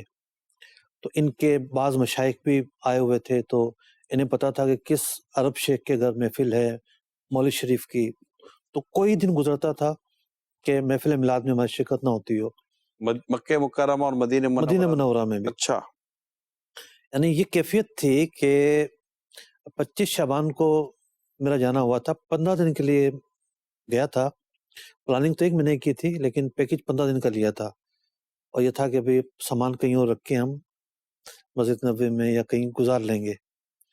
پھر ایک جاننے والے تھے، ان کو پتہ چلا، انہوں نے کہا نہیں ایسے کیسے ہو سکتا ہے. تو واپس بھی آنے میں مزاحمت تھی کہ نہیں آپ واپس نہ جائیں. تو ایک تو ساتھی ہمارے تھے، وہ وہیں رک گئے تھے، وہ بعد میں آئے. اس ٹائم تھوڑے اور حالات تھے، قوانین وغیرہ اور معاملات تھے. میں نے کہا نہیں بھی دستار بندی ہونی ہے، میرے لیے اتنا یادگار دن ہے تو میں تو جاؤں گا. تو اچھا، ان محفلوں میں کیا ہوتا تھا، شام کے علماء، تو مصر کے علماء، تو یمن کے علماء، حرمین طیبین کے علماء، اور جو عرب نعت خواں. عارف بھائی ہمارے ساتھ تھے نعت خواں. ہم ان کو لے جایا کرتے تھے کہ بھئی چلیں آپ ہماری طرف سے آپ نمائندگی کر لیں. تو ایک آدھ عربی کلام، اردو کلام بھی پڑھے انہوں نے، بعضوں کا ایسا بھی ہوا. تو بڑا لطف آتا تھا، بہت لطف آتا تھا. 2 بھائی تھے، وہ حلب کے تھے. تو ہمیں دیکھ کے پیشانی پہ بوسہ لیتے، آپ لوگ، یعنی جماعت جو آپ کی دعوت اسلامی بڑی اچھی جماعت ہے. تعارف تھا ان کو، جاؤ گفتگو ہوتی تھی، تھوڑا سا تعارف تھا ان کو. تو بہت اچھے نعت خواں تھے، تو بڑا مزہ آتا تھا ان کے ساتھ بیٹھ کے. تو یہ جو ماشاءاللہ محفل میلاد کا سلسلہ جو وہاں رہتا تھا، تو اس میں جو آپ کی شرکت ہوتی تھی، تو اس میں کوئی ایسی یادگار بات ہو؟ بہت ساری یادگار باتیں ہیں. سنا ہے آپ نے ریاض الجنہ میں بھی محفل میلاد میں شرکت کی ہے؟ جی یا کوئی ایسا اجتماع ہوا تھا؟ حیرانگی والی بات تھی، چونکہ انیس بھائی یمن سے آئے تھے، وہاں پڑھ رہے تھے یہ. تو ان کے بعض اساتذہ نے آ کے ریاض الجنہ میں پروگرام کرنا تھا. اچھا. ہمیں تو یقین ہی نہ آئے، لیکن چونکہ سورس مضبوط تھا، یقین کرنا تھا. ہم نے اور جاننے والوں کو بھی کہا کہ 28 رمضان مبارک کو عصر سے مغرب تک ریاض الجنہ میں ختم بخاری کی تقریب ہوگی. بخاری شریف کو 30 حصوں میں تقسیم کیا گیا ہے. 30 پارے کہلاتے ہیں. تو ہوتا یہ ہے کہ وہ دے دی جاتی ہے کہ اس کو اپنے اپنے طور پر پڑھیں. پھر اس کا اختتام جو ہے، سب آخری حصہ جو ہے مل کے بڑھتے ہیں. یہ بزرگوں کا ایک معمول ہے، ختم بخاری کہلاتی ہے. ایک تو ختم بخاری وہ جو دورہ جس کے طلبہ کرتے ہیں، اس کے علاوہ بھی ہوتی ہے. تو وہ ختم بخاری کی تقریب 28 رمضان مبارک کو ریاض الجنہ میں ہوئی. میں بھی اس میں شریک تھا، انیس بھائی بھی تھے، اور بہت سارے جاننے والے موجود تھے، ایک ٹھیک ٹھاک لوگ تھے جن کو ہم نے دعوت دی تھی، اور باقاعدہ اختتام پر یا نبی سلام علیہ کا کھڑے ہو کر پڑھا گیا وہاں پر، اور یہ 2 یا 3 سال تک یہ محفل ہوتی رہی۔ تو میں بات عرض کر رہا ہوں 2002 کی، اور پھر رات کو ایک بہت بڑے باغ میں محفل میلاد ہوتی ہے، مدینہ منورہ میں، مدینہ منورہ میں، ماشاءاللہ۔ اتنی کہ سینکڑوں گاڑیاں اس باغ کے باہر کھڑی ہوئی تھی، اور عالیشان محفل، اور جس انداز پر قصیدے استغاثہ اولیاء کی شان بیان ہوتی رہی۔ ڈاکٹر وہی مدینہ منورہ کے ہی تھے ایک بزرگ، انہوں نے آخر میں دعا کروائی، بڑی روحانی محفل تھی۔ ڈاکٹر رضوان صاحب نے ڈاکٹر دعا رضوان کرا۔ صاحب، یہ ڈاکٹر رضوان صاحب، یہ یوں سمجھے کہ مولانا قطب مدینہ مولانا ضیاء الدین مدنی رحمۃ اللہ تعالیٰ علیہ جو ہمارے دادا پیر ہیں، ان کے شہزادے ہیں مولانا فضل الرحمان صاحب، اور ان کے بیٹے ہیں ڈاکٹر رضوان صاحب۔ اب ان یہ کی خصوصیت یہ ہے کہ مدینہ منورہ میں کسی بھی جگہ پہ محفل میلاد ہونا اور یہ موجود ہوں، دعا یہ کرواتے۔ ہم نے وہ حاضریاں دی ہیں امیر سنت کے ساتھ، اس وقت بھی یہ ماشاءاللہ دعا، اور دوسرا یہ کہ بیٹھ کر سننا، میلاد بڑا مطلب کہ پڑھا جاتا ہے وہاں پر۔ ڈاکٹر رضوان صاحب کے حوالے سے ایک اور یاد بھی ہے، 2010 میں پہلی مرتبہ حج کا موقع ملا تو ہم ان سے ملنے گئے۔ اب تک تو دور سے دیکھا تھا، یہ طرح الگ سے ٹائم لیا تھا ہم نے، تو پتہ چلا حضرت تو امریکہ سے سیرت میں پی ایچ ڈی ہیں۔ تو مجھے تو افسوس بھی ہوا کہ مجھے تو یہ بات پہلے نہیں پتہ تھی، سیرت کے حوالے سے بہت ساری باتوں پہ ڈسکشن ہو سکتی ہے ان سے، تو پھر باتیں چلتی رہیں، بڑا مزہ آیا مدینہ منورہ میں سیرت کی باتیں ہوں۔ اس کے علاوہ مفتی صاحب کہاں جانا ہوا؟ حرمین طیبین کے علاوہ امارات کئی دفعہ جانا ہوا ہے۔ شروع میں تو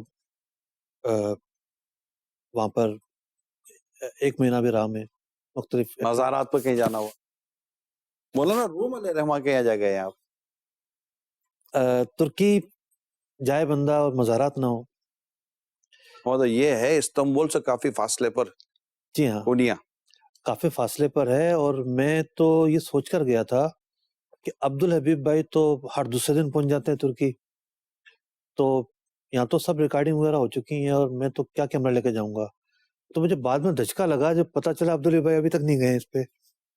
یا ہر جگہ تو خیر بات بھی نہیں بول سکتا، استنبول اور ترکی، اگر یہ اوول اور ترکی کی بات کی جائے کہ ترکی بڑا مطلب کہ زیارتوں کا بہت بڑا ملک ہے، یہ وہاں ہسٹری ہے۔ اچھا، پھر ہسٹری ہے اسلام و دین کی، ہسٹری ہے ترکی، یعنی یوں سمجھیے آپ کہ ترکی جانے سے پہلے میں نے پڑھنا شروع کیا، اور پھر چاروں طرف نگاہ دوڑائی، درس نظامی کی کتابیں، حواشی، سلطنت عثمانیہ کے دور کے علماء، احادیث کی شرح سلطنت عثمانیہ کے دور کے علماء، فتاویٰ کے کتب، فقہ کی کتب، ملا خسرو در المختار والے، یہ استنبول کے، کشف الظنون جس کتاب سے بیان کیا جاتا ہے کون سی کتاب کیا ہے، خود ان کا مزار وہاں، ابن کمال پاشا، حنفیوں کے بڑے بزرگ جن کو سیوط احناف میں سیوطی کہا جاتا ہے، امام سیوطی نے جس طرح کتابیں لکھی انہوں نے لکھی، یہ استنبول میں موجود۔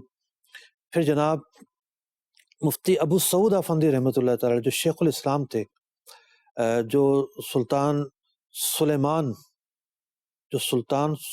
قانونی تھے، سلطان سلیمان قانونی نے، یعنی 2 ایسے بادشاہ گزرے ہیں سلطنت عثمانیہ میں جنہوں نے سب سے زیادہ فتوحات کی ہیں۔ سلطان سلیم نے شام اور حجاز ان علاقوں کو شامل کیا، شام، حجاز، مصر سلطنت عثمانیہ میں شامل کیا۔ امام ابن عربی رحمۃ اللہ تعالی علیہ کا ایک مقولہ تھا، یعنی امام ابن عربی کہہ کر گئے تھے، اذا دخل سین فی شین ظہر قبر محی الدین، جب سین شین میں آئے گا تو محی الدین کی قبر ظاہر ہو جائے گی۔ ان کی قبر لوگوں کو نہیں پتا تھا، اولیاء کے اپنے مزاج ہوتے ہیں۔ تو اس کی مراد یہ تھی کہ جب سلطان سلیم شام میں داخل ہوں گے، اور یہ وہ بادشاہ تھے کہ سب سے پہلے جنہیں خادم الحرمین کہا گیا۔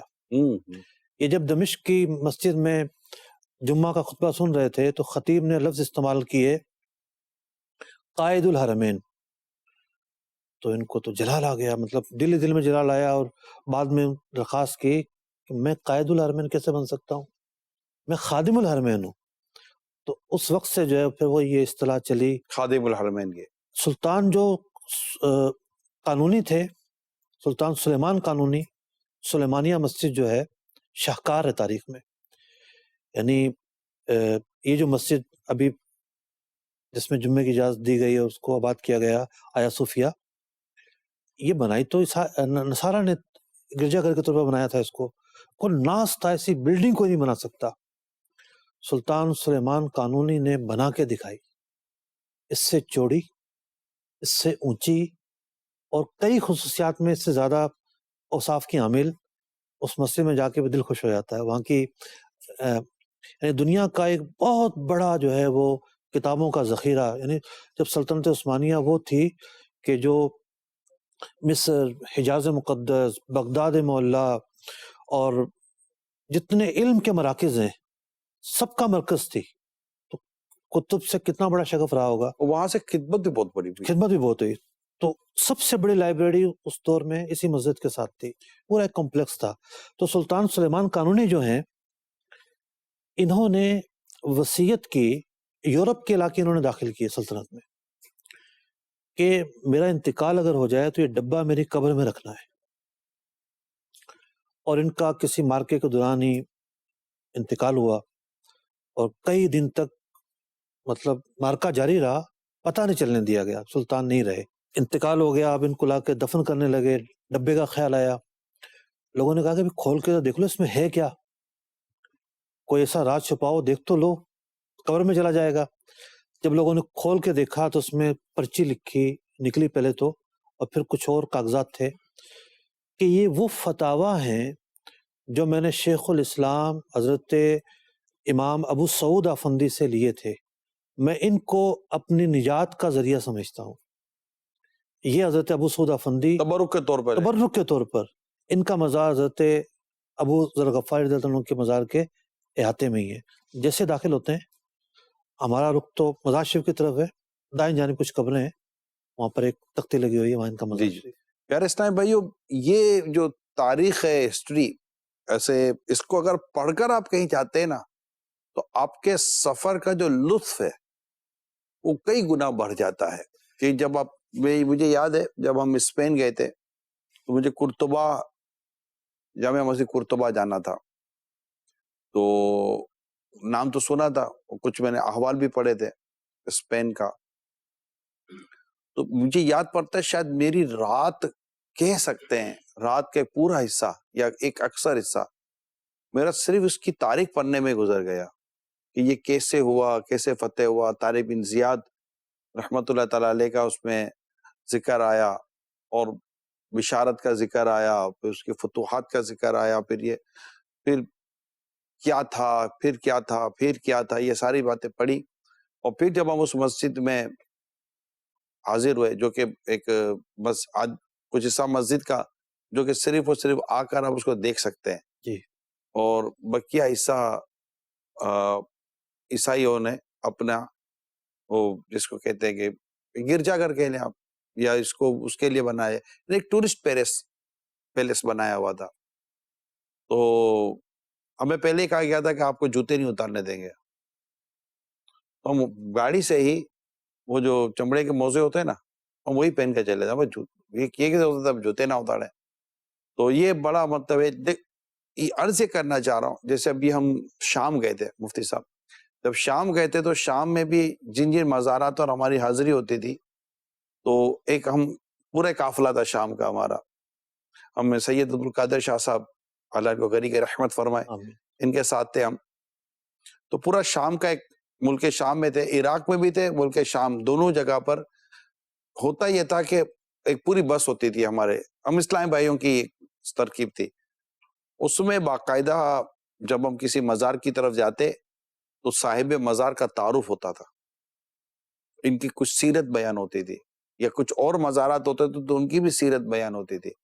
اور بسا اوقات ایسا بھی ہوا ہے کہ ہم نے جس مزار پر حاضری دی ہے وہاں پر مبلغ دعوت اسلامی نے ان کی سیرت کو بیان کیا ہے، اور باقاعدہ ایک مختصر سا ایک اجتماع کی صورت بنتی تھی، اور پھر وہاں پر رکت انگیز دعائیں الحمدللہ ہمارے یہاں اسلامی بھائی کیا کرتے تھے. یعنی ہم کہہ سکتے ہیں کہ کئی ایسے مزارات تھے کہ جب ہم ان سے باہر نکلتے تھے تو ہم روتے ہوئے باہر نکلتے تھے. سب دیکھیں اس میں اصل تو یہ ہے کہ ایک تو اولیاء کا ذکر رحمت کا باعث، دوسرا ایک تعلق اسی وقت قائم ہوگا ان سے کہ آپ کو ان کے احوال کا پتہ ہو. اگر انہوں نے کتابیں لکھی ہیں تو آپ کو پتہ ہو کون سی کتابیں لکھی ہیں، وہ پڑھنے کو دل چاہے گا بندے کی. سفروں میں نے یہ دیکھا ہے 3 چیزیں بڑی معاون ثابت ہوئیں. ایک تو جب ہم کسی بھی جگہ گئے تو ایک لوکل جو لوگ تھے وہ ساتھ تھے. جیسے ہم یمن گئے، ٹھیک ہے لوکل لوگ ساتھ نہیں تھے وہاں اتنے، لیکن پاکستانی طلباء تھے کچھ، پھر عربی زبان آتی کچھ نہ کچھ نو ہاؤ تھی. نو ہاؤ تھی. ایک عام آدمی جاتا ہے وہ گھوم پھر کے آ جاتا ہے، لوکل سطح پر نہیں اتر پاتا. دوسرا اسٹڈی کر کے جانا. تیسرا ہم لوگ جا کے وہاں کے علماء سے ملتے تھے. علماء انگریز ملک میں رہتے ہوں یا ہند میں رہتے ہوں یا عرب میں رہتے ہوں، عربی سب جانتے ہیں. تو ہم وہاں کے علماء سے بات چیت کرتے، ان سے مزید پوچھتے. جیسے ہم استنبول میں گئے تو اسماعیلیہ ایک علاقہ ہے، وہاں ایک بڑا مرکز، علمی مرکز، شیخ صالح سے ہماری ملاقات ہوئی. ان سے ہم نے پوچھا کہ صاحب کشف الظنون جو ہیں علامہ چلپی، ان کا مزار کہاں ہے؟ معروف نہیں تھا کہیں. اچھا گوگل کرتے تھے تو گوگل میں فیڈنگ ہے وہاں کی ترکی الفابیٹ کی، اگرچہ کہ وہ رومن ہے لیکن رومن تھوڑا الگ ہے. ابن کمال پاشا کا مزار ہمیں نہ ملے تو وہ بڑا ڈھونڈنا پڑا، تو ان لوگوں نے ہمیں بتایا. پھر ہم عرفہ گئے تو وہاں ایک سید صاحب کی بارگاہ میں ہم نے حاضری دی، جیلانی سید تھے ماشاءاللہ. تو انہوں نے ہمیں یوں سمجھیں کہ لسٹ رکھ دی سامنے. ہم ایک چھوٹی سی لسٹ لے کر گئے ہوئے تھے، انہوں نے کہا یہاں تو یہ بھی ہیں، یہ بھی ہیں، یہ بھی ہیں. یعنی اس کے ساتھ ہی شہر تھا 60 کلومیٹر دور حران. امام رفاعی رحمۃ اللہ تعالی علیہ، جب ان کی ایک کرامت اور نبی اکرم علیہ السلام کا ایک معجزہ ظاہر ہوا کہ قبر منورہ سے پیارے آقا علیہ السلام کا ہاتھ باہر آیا اور امام رفاعی نے بوسہ لیا، تو بیان کیا جاتا ہے کہ یہ اقطاب اور اولیاء موجود تھے. اس میں ایک حران میں مقیم ولی اللہ حضرت قیس بن حارث بھی موجود تھے اس وقت، اتنے بڑے ولی. پھر بتایا کہ ایک اور تھوڑا سا آگے شہر ہے سروج، غوث پاک رضی اللہ تعالیٰ عنہ یہاں تشریف لائے ہیں اور یہاں جو شیخ ہیں ان سے پڑھا ہے. ہم نے کہا ہم تو ضرور جائیں گے یہاں پہ. تو سرچ کیا تھوڑا سا، یہ ثبوت تو نہیں مل سکا کہ آپ وہاں آئے اور پڑھا، لیکن وہ جو بزرگ تھے وہاں پر حضرت امام ابو نعمہ رحمۃ اللہ تعالی علیہ، ان کے 2 تلامذہ جو تھے ان کی سیرت سے کتابیں بھری ہوئی ہیں، اور ایک تلمیذ کے بارے میں خود حضور شاگرد کے شیخ عبد القادر جیلانی رحمۃ اللہ تعالی علیہ نے تعریف بیان کی ہوئی ہے کہ یہ اس مقام پر ہیں، اس مقام پر ہیں. اور ایک شاگرد جو شیخ ابو نعمہ کے، ان کو یہ اللہ تعالیٰ نے کرامت عطا فرمائی تھی کہ مردوں کو زندہ کیا کرتے تھے. وہ بھی ہمیں پتہ ہی نہیں تھا، لیکن انہوں نے ہماری رہنمائی کی. بالکل شام کی سرحد کے قریب ہے، سروج شہر ہے. سروج بھی 2 ہیں، ایک ایران میں ہے، سراجی والے جو ہیں وہ یہاں سے ہیں. عرفہ گئے ہم لوگ، عرفہ گئے آپ؟ ہاں میں بھی گیا ہوں، پنیا بھی آپ گیا ہوں. سوچ رہے ہوں گے آپ یہاں نہیں گئے. ہاں ظاہر اصل میں ہم وہاں ہم جب گئے تھے تو ہم شامی مسلمانوں کے جو وہاں پر جو وہ ہجرت کر کے جو آئے تھے وہ ریفیوجیز کے طور پر، ہم ان کی حوالے سے گئے تھے کہ چونکہ دعوت اسلامی شامی مسلمانوں کے لیے کچھ کوششیں کر رہی تھی، اب بھی کر رہی ہے یورپ کی سائٹ پر، دیگر جگہوں پر الحمدللہ. اور اللہ کی بہت مہربانی ہے کہ کئی شامی مسلمان دعوت اسلامی کے دینی ماحول سے وابستہ ہو کر اب ہمارے ماشاءاللہ مبلغ ہیں. اور ایک سب کل کا تجربہ عرض کروں میں، کل کا مبلغ، میں تفسیر پڑھ رہا تھا اور وہاں لفظ آیا ترسوس. امام جلال الدین سیوطی علیہ الرحمہ نے اصحاب کہف کا واقعہ تھا، لکھا کہ وہ قرآن پاک میں لفظ مدینہ کہ وہ اٹھے غار سے اور شہر میں گئے تجارت کے لیے. تو امام سیوطی نے لکھا کہ ترسوس یہ شہر تھا، اس کا نام ترسوس تھا. عائشہ بیضاوی دیکھیے تو اس میں بھی یہی نام لکھا ہوا تھا. اب میں نے اس کو گوگل کیا تو ترکی میں، میں نے کہا اصحاب کہف کے مزار کی غار تو وہاں پر ہے اردن میں. تو شیخ طارق کو میں نے میسج کیا، دعوت اسلامی کے مبلغ ہیں ماشاءاللہ، اصل شامی ہے لیکن یہ ترکی کے ایک شہر میں اس وقت مقیم ہے. جی. تو انہوں نے، میں نے کہا کہ شیخ طارق آپ تو یہاں رہ رہے ہیں، آپ تو شام سے آئے ہیں، بتائیں ذرا یہ کہاں پر ہے. تو انہوں نے کہا کہ 3 روایتیں ہیں، دمشق کے بارے میں بھی ہے، ترسوس جو آپ کہہ رہے ہیں ترکی یہاں بھی ہے، اردن کے بارے میں بھی ہے. تو یعنی دعوت اسلامی کے وہ مبلغ جو ماشاءاللہ علماء بھی ہیں اور جن سے ہم جو چیزیں پوچھنی ہوتی ہیں وہی پوچھتے ہیں. الگ الگ جگہوں پر مشہور ہے اصحاب کہف کے تعلق سے. ہم گئے، جو ہمیں مشہور تھا، ہم باقاعدہ غار پر، پہاڑ پر چڑھ کر اصحاب کہف سے منسوب جو غار تھا، جو یہ چیزیں تھیں، وہاں بھی ہم نے حاضریہ دی. آپ نے سب ذکر کیا کہ پڑھ کے جانا.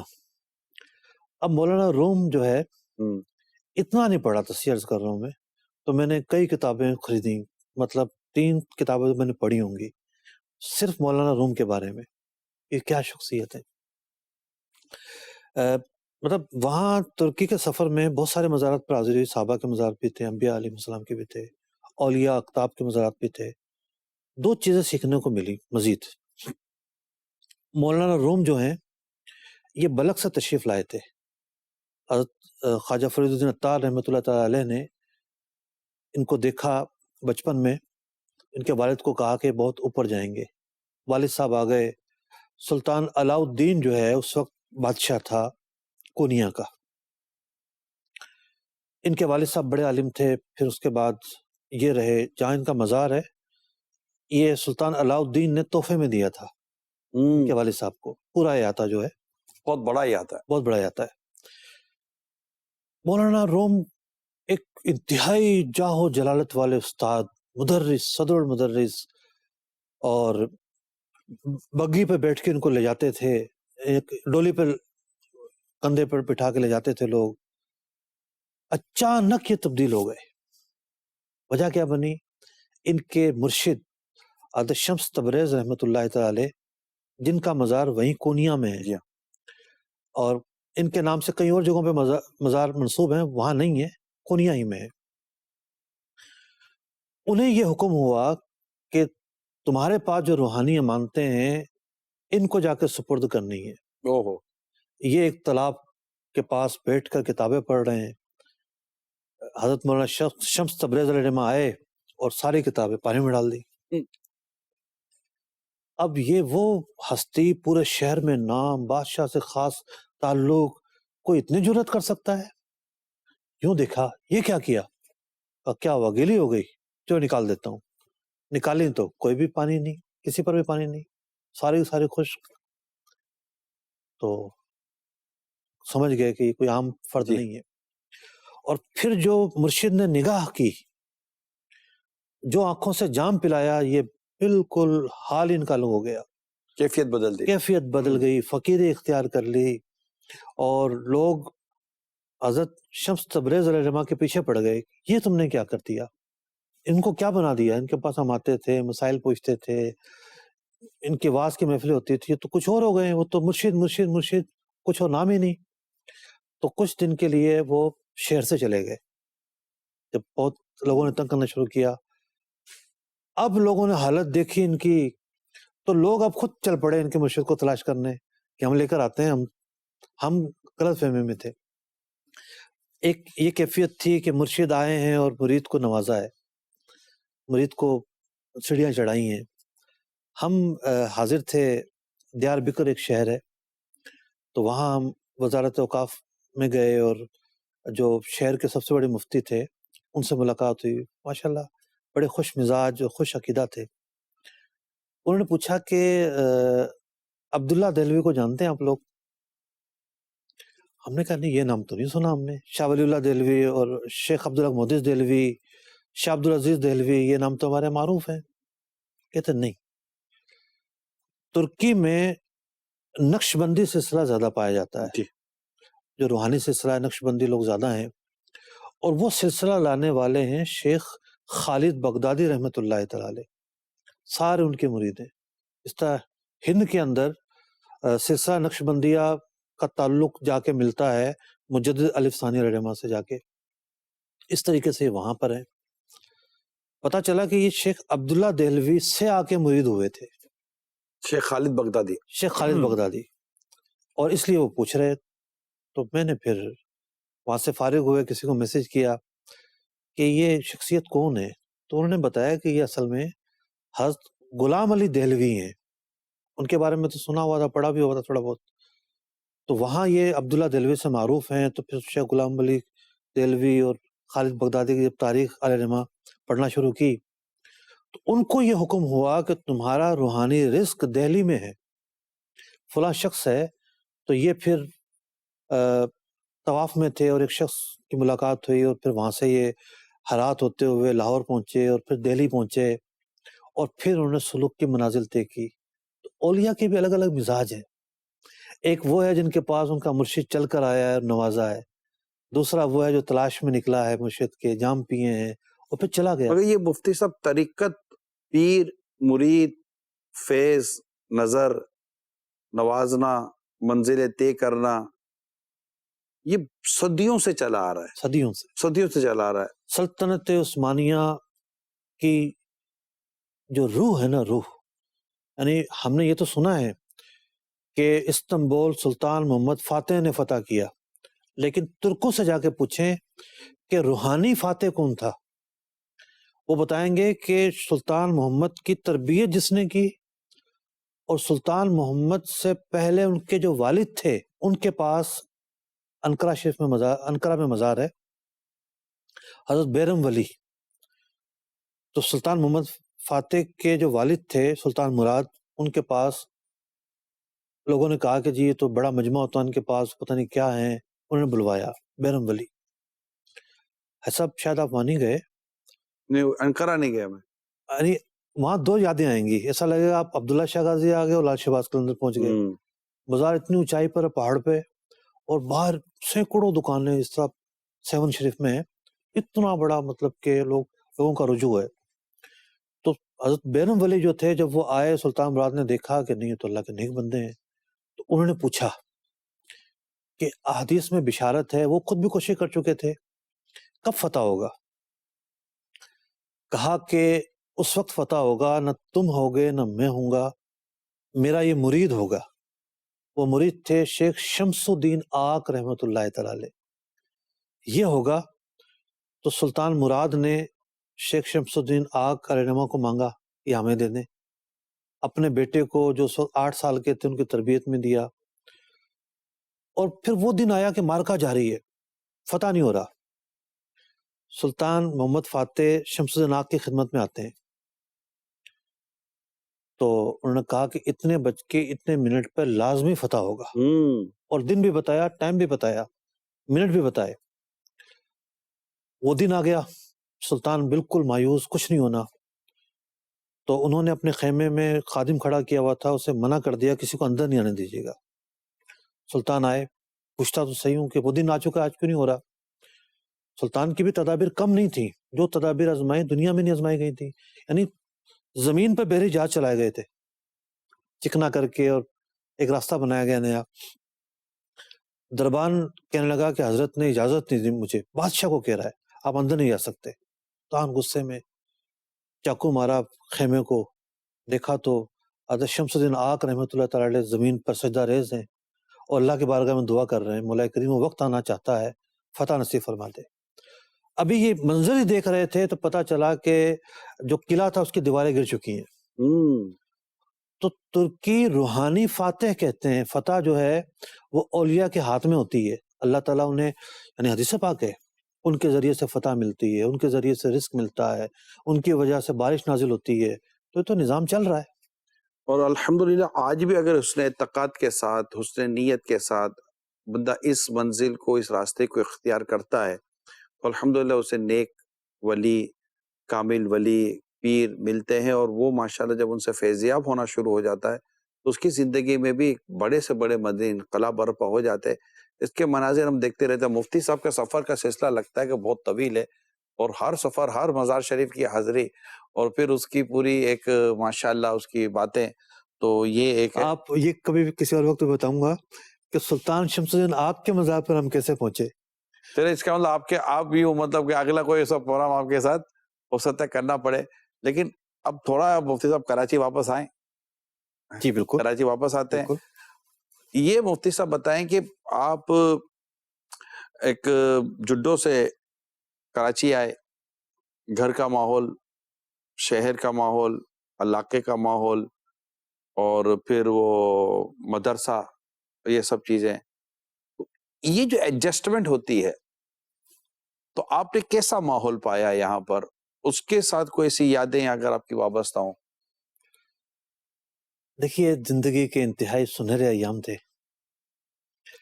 اور پڑھائی کے ایڈوانٹیج بھی ہمیں بہت ملا. ایڈوانٹیج سے مراد یہ ہے اب پڑھائی کے ایام کو سن پڑھائی کے ایام. بالکل. تو طالب علم تو کہتا ہے یار یہ وہ تو بھاگ رہا ہوتا ہے، لیکن جب بعد میں فارغ کہتا ہے کہ طالب علم کے ایام بڑے سنہرے ہوتے ہیں. دیکھیے ایک تو یہ تھا کہ مجھے کسی نے بائی فورس نہیں بھیجا تھا. دوسرا یہ تھا کہ ایک دھن تھی، ایک مقصد تھا، عالم بننا ہے، اس کا ایک شوق تھا. جب مدرسے میں آئے تو جہاں انسان علم سیکھتا ہے اور بہت کچھ سیکھتا ہے. جیسے میں ایک مثال دوں، ہم جس شہر میں رہتے تھے وہاں 2-3 قوموں کے لوگ ہوں گے، 4 قوموں کے لوگ ہوں گے. تو بعض اوقات ہمیں ایسا لگتا تھا کہ یار کچھ لوگ پنجابی بولتے ہیں تو وہ الگ ہوتی ہے. یعنی کچھ کلاس فیلو میرے تھے پنجابی بولنے والے، لیکن شہر میں کچھ بیپاری آیا کرتے تھے یا بعض لوگوں سے بات ہوتی. سندھی میں بھی کئی لہجے ہیں. تو بعد میں جا کے پتہ چلا کہ کچھ سندھی اصل میں بلوچ ہیں، جیسے رند ہو گئے، جیسے کئی قومیں ایسی ہیں سندھ میں بھی اور سرائکیوں میں بھی. تو جب یہاں پہنچے تو یہاں تو پاکستان کی نمائندگی تھی. یہاں گلگت کا اسٹوڈنٹ بھی موجود، جامعۃ المدینہ گودرا کالونی میں. یعنی اور تو کہیں دعوت اسلامی میں کسی اور شہر میں تو جامعہ تھا ہی نہیں ہے نا. دعوت اسلامی سے وابستہ لوگ یہیں آئے تھے سارے. تو یہاں پنجاب بھی ہے، تو گلگت بھی ہے، تو ہند کو بھی ہے، تو سرائکی بھی ہے. تو وہ جو ایک چیز ہمیں لگتی تھی یہاں کے پتہ چلا ہے تو سرائکی زبان ہے جو پنجابی سے تھوڑی ملتی جلتی بھی ہے، تھوڑی الگ ہے. تو ان لوگوں سے ہم نے ثقافت سیکھی، اپنے ساتھیوں سے. یعنی مختلف قوموں سے متعلق اسلامی بھائی جمع تھے. ان کے خطے کے پٹھان ہیں تو وہ اپنی بتا رہا ہے، تو ہندکو والا اپنے رواج بتا رہا ہے، رسم و رواج ہمارے یہاں یہ ہے. پھر ان کی عادات و اطوار لوگوں کی یہ ہے. پھر علماء، اب جیسے گجرا والا سے اسلامی بھائی آئے ہوئے تھے. اچھا ایک تو یہ تھا کہ جو وہاں پر آئے ہوئے تھے ایسا نہیں تھا کہ وہ چھوٹی عمروں کے ہوں، میٹرک کر کے، انٹر کر کے، بی اے والے بھی تھے، اور ایک پختہ لوگ موجود تھے. اب گجرا والا کے جو ہیں وہ حضرت حاجی ابو داؤد صادق صاحب رحمۃ اللہ تعالیٰ علیہ، ان کے وہ فضائل بیان کر رہے ہیں، ان کی کتابیں، ان کا تعارف بیان کر رہے ہیں. فیصلہ آباد سے جو آئے مفتی امین صاحب کی شخصیت بیان کر رہے ہیں. تو یوں ایک ہوتا نا کہ بوسٹر کی کیفیت، کہ آپ ایک ماحول میں آتے ایک بوسٹر لے لیا آپ نے، اتنی ساری معلومات ایک دم خود بخود آ گئیں.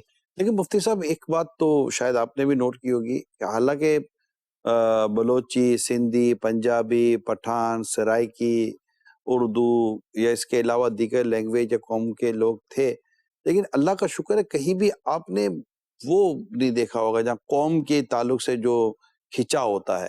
ایسا بالکل بھی نہیں تھا. آپس میں اتنا اچھا ماحول ہوا کرتا تھا، آپ یقین مانیں. ہمیں پتہ بھی چل جاتا کہ یار اس کو نا پڑھائی میں دل نہیں لگ رہا، تو ہم اس پہ نفاذی کوشش شروع کر دیتے. مجھے یاد ہے ہمارے ندیم اشرف بھائی میرے کلاس فیلو رہے ہیں، علمیہ میں جو ہوتے ہیں. جی جی. انہوں نے مجھے آ کے بتایا کہ وہ ایک طالب علم آیا سیالکوٹ سے، وہ چھوڑ کے جا رہا ہے. تو میں کہا اچھا. میں اس کے پاس گیا، میں نے کہا کہ آپ کیوں چھوڑ کے جا رہے ہو؟ اس نے کہا کہ مجھے سمجھ میں نہیں آ رہا، صرف سمجھ میں نہیں آتی. میں نے کہا ایسا کرو، پیچھے درجے میں تھا وہ، ہم سے پیچھے درجے میں، مفتی جمیل صاحب، رسد بھائی پیچھے درجے میں تھے. تو میں نے کہا میں آپ کو پڑھاؤں گا، کلاس کے بعد نا آپ میرے پاس آ جایا کرو. 3-4 منٹ تک میں پڑھاتا رہا انہیں. 3-4 سال ماشاءاللہ انہوں نے پڑھا. پھر کوئی گھریلو حالات سے پیدا ہوئے، چھوڑ کے چلے گئے. تو میرا سیالکوٹ جانا ہوا ایک مرتبہ. تو ہم گاڑی میں بیٹھے، اندھیرا تھا، میں نے ان کو نہیں پہچانا، انہوں نے بھی تعارف نہیں کروایا. جب جانے لگے میں آگے بیٹھا تو پیچھے. میں نے کہا نام کیا آپ کا؟ فلاں. میں نے کہا تو آپ ظلم کر رہے ہیں, میں آپ کو نہ پہچانوں یہ کیسے ہو سکتا ہے؟ تو ایک طالب علم, ایک ساتھی ساتھ پڑھنے والا بیٹھا ہے پاس میں, خیر عمر کے ساتھ ساتھ تغیر آ جاتا ہے, تو وہ بھی نکلنا چاہ رہے تھے, تو ماشاءاللہ بڑی اچھی ملاقات ہوئی ان سے. تو کہنے کا مقصد یہ ہے کہ اتنا پیار بھرا ماحول تھا, کسی کے پاس کوئی ضرورت مند ہے, سب ایسے نہیں تھے کہ ان کے پیچھے گھر والے پیسے بھیجنے والے موجود ہوں, کسی کی ضرورت ہے, کوئی بیمار, گوزہ کارڈ میں ایک دوسرے کا خیال رکھا جاتا تھا. ایک مرتبہ یہ ہوا جی صاحب کہ ایک اسلامی بھائی آئے اور وہ پیرالائز ہو گئے, کوئی سا وائرس اٹیک ہوا, ان کی فیملی سے کوئی بھی ساتھ نہیں تھا. انہی طلباء نے ان کی مالشیں کی پاؤں کی, اور ان کو اسپتال میں ڈیوٹیاں لگتی رہی کہ آج تم, کل تم, پرسوں تم, اور بالآخر اتنی ان کے اندر ہمت ہو گئی کہ وہ چل کے گھر گئے. الحمدللہ. اتنا خیال رکھا کرتے تھے. تو ایک پیار و محبت کا ماحول تھا, چیزیں شیئر کرنا, قربانی کا ذہن شروع سے بنا رہا کہ بھئی گھروں سے نکلیں تو مشکلات تو آئیں گی. مفتی صاحب اللہ آپ کو جزائے خیر دے. اور مدنی چینل کے ناظرین, مفتی صاحب کو پتہ ہے, مجھے پتہ ہے کہ ہمارے پاس مزید واقعات اور سوالات یہ باقی ہیں, لیکن پروگرام کا وقت جو ہے نا وہ ختم ہو رہا ہے. اللہ تعالی ہم سب کو دنیا اور آخرت کی بھلائیاں نصیب فرمائے. اور جو مفتی صاحب کی آپ نے باتیں سنی, ایک فیملی کے تعلق سے, مزارات پر حاضری کے تعلق سے, سفر کے تعلق سے, مدینہ پاک کی بڑی پیاری پیاری باتیں ہوئیں, ریاض الجنہ کا کتنا خوبصورت تذکرہ ہوا, اور اس کے علاوہ جو جامعۃ المدینہ کے تعلق سے, تو آپ بھی کوشش کریں. ہماری جو درخواست برسوں سے آپ کی طرف بڑھائی ہوئی ہے, اللہ وہ دن لائے کہ ہمارے ہر گھر میں کم از کم ایک عالم اور ایک حافظ ہونا چاہیے. جامعۃ المدینہ بھی موجود ہیں, مدرسۃ المدینہ بھی موجود ہیں, عالم بھی بنائے جاتے ہیں, حافظ بھی بنائے جاتے ہیں. اللہ عمل کرنے کی توفیق عطا فرمائے. بہت بہت شکریہ. صلو علی الحبیب صلی اللہ تعالی علی محمد. ماضی کی یادیں, ماضی کی یادیں, یادیں, یادیں.